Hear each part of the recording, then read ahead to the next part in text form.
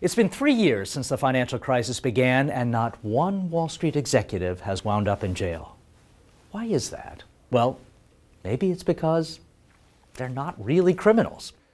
Charles Ferguson, whose film Inside Job was named Best Documentary at the Oscars, clearly demonstrated that people are still very angry at these executives.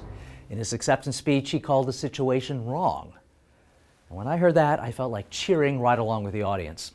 In Inside Job, people like Goldman Sachs' Lloyd Blankfein, the Obama administration's Larry Summers, and former Treasury Secretary Hank Paulson look arrogant, misguided, and overwhelmed. But that doesn't make them criminals.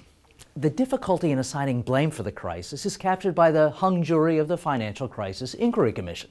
The commission split along party lines as to whether the crisis was an unforeseeable accident or a collective failure of regulators, rating agencies, and executives to do their jobs. Now, I lean towards the latter, but bad judgment, laziness, and greed aren't crimes. The only trial to come out of the crisis so far involved two Bear Stearns employees whose hedge fund collapsed. The case was supposed to be open and shut, but the jury rejected the fraud charges because the pair seemed to believe their doomed fund was viable. That defense could be applied by just about all the executives that Ferguson thinks should be in jail. Should they still have their jobs? I don't think so. Should they get big bonuses? No way. Should they go to jail?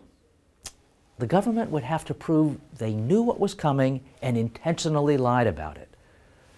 Prosecutors have concluded they just don't have the evidence.